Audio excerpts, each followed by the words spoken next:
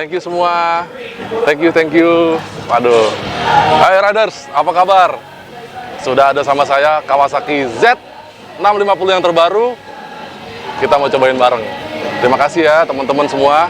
Kalau pengen tahu siapa mereka, ada Instagramnya di bawah ini. Sudah cukup lama Kawasaki ER6N atau ER6N hadir di Indonesia. Itu adalah entry level bike dari Kawasaki, 650 cc, 2 silinder. Konfigurasinya mirip sama Ninja, tapi 650 cc. Motor naked itu best selling Kawasaki di Indonesia. Anda sudah tidak bisa menemuinya lagi saat ini karena inilah gantinya. Ini adalah Kawasaki Z650. Memang didesain khusus oleh Kawasaki untuk menggantikan ER6N. Seperti kita lihat, roh dari ER6N memang masih sedikit kelihatan di motor ini, tetapi sebenarnya motor ini jauh berbeda, baik dari segi desain maupun rancang bangunnya.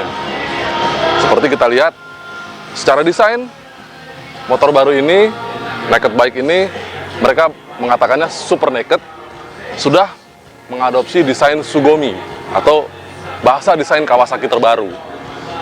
Jauh berbeda, mulai dari lampu depan berbeda, tangki berbeda, bututnya berbeda, termasuk rangkanya berbeda. Kita lihat, nanti akan bahas satu persatu, tapi intinya, kalau Anda ingin naik big bike, ini adalah salah satu best option buat Anda.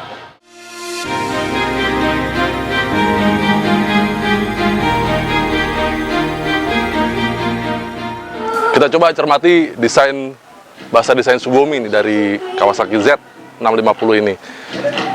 Ya, kelihatan di depan lampunya juga sudah jauh berbeda dibanding sebelumnya.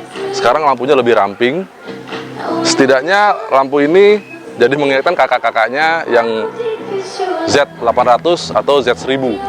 Nah, sedikit lebih beda lagi, di depan ini kelihatan lebih ramping karena tidak ada lagi bungkus shock breaker depan teleskopik 41 mm, tidak seperti ER6N yang ada bungkusnya di sini, kelihatan lebih tebal. Sekarang kelihatan lebih langsing. Namun sepertinya kayaknya komposisi kaki-kaki tidak terlalu jauh beda. Sementara setang kelihatan lebih ramping.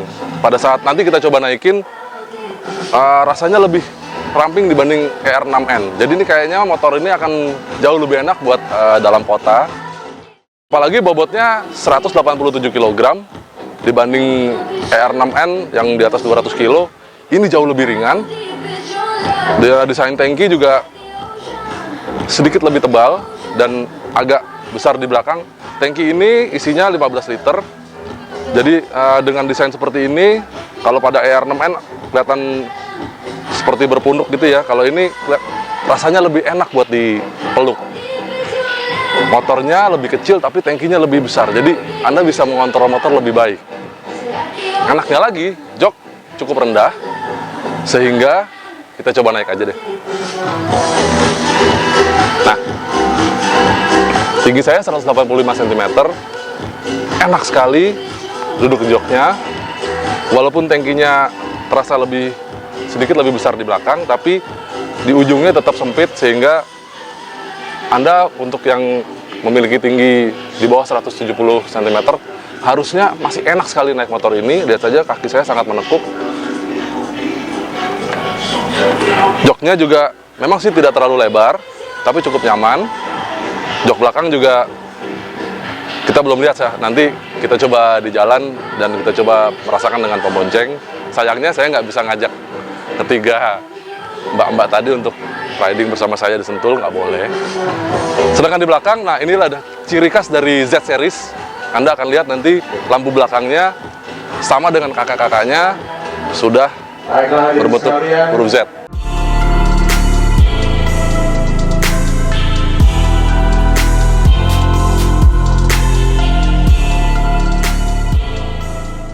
Desain berubah, ternyata di dalamnya konstruksinya juga cukup banyak berubah. Anda nggak bisa lagi melihat shock breaker belakang di sini seperti di ER6N yang lama. Kelihatan sasis di samping ini juga berbeda karena sekarang sasisnya bentuknya memang masih tubular tapi bentuknya jauh berbeda. Sekarang shock breakernya ada di tengah, nanti kita bisa lihat. Sementara komposisi kaki-kaki masih mirip-mirip saja. Di depan ban lebar 120 mm, belakang ban 160 mm. Bannya Dunlop Sport Max. Sektor rem juga masih mirip. Depan ada double disc brake, belakang ada single disc brake, dan sudah dilengkapi ABS untuk unit ini. Harganya 160 jutaan. Nanti Anda bisa lihat harganya di bawah ini. Nggak ada shockbreaker belakang di sini. Anda bisa lihat rombakannya cukup besar.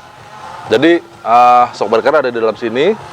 Sementara lengan ayun masih semi banana ya, tapi bentuknya tidak pipa lagi. Waktu itu kan kelihatannya pipa sepasang ya. Kali ini sepertinya aluminium juga, tapi bukan bentuknya pipa. Sementara yang tadinya footstep untuk pemonceng berasal dari sini, sekarang menyatu dengan sasis atas.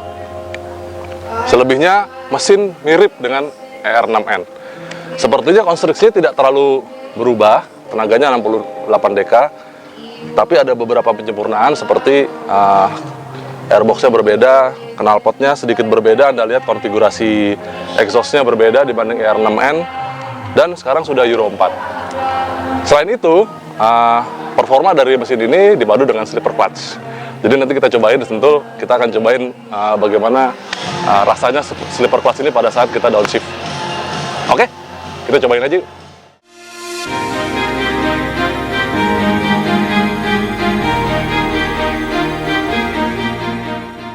Kawasaki membekali Z650 ini dengan panel instrumen full digital. Tampak canggih karena kecepatan tampil dalam angka digital, tachometer pun digital tapi dengan tampilan analog dengan redline 10.000 rpm. Memang belum ada riding mode, tapi Anda bisa mengakses odometer, trip meter A dan B melalui tombol kiri. Lalu ada tombol pilihan MID di kanan untuk menampilkan jam, real time fuel consumption, average fuel consumption, dan sisa jarak yang masih bisa ditempuh. Memang tidak banyak fitur elektronik yang ditanamkan pada Z650 ini, sehingga tidak banyak tombol yang ada di stang. Jika di sebelah kanan hanya ada tombol starter dan kill switch, di sebelah kiri seperti biasa ada tombol sen, lalu layaknya moge ada hazard, ada tombol lampu jauh dan dekat, juga ada tombol untuk lampu dim atau passing lamp, dan tentunya tombol klakson. Nih begini bunyinya. Memang beda rasanya, pantaslah kalau Z650 ini dikatakan sebagai pengganti ER6N. Motornya jauh lebih enteng, riding position juga bikin motor terasa ramping.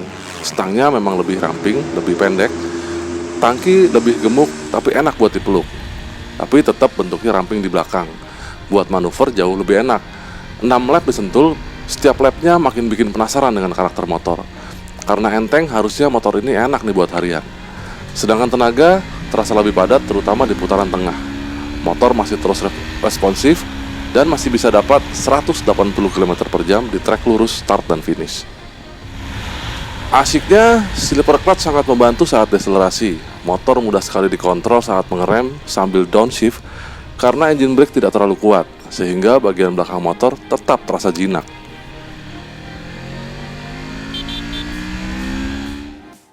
Oke riders, itu adalah first ride kami di Sentul terhadap Kawasaki Z650 ini.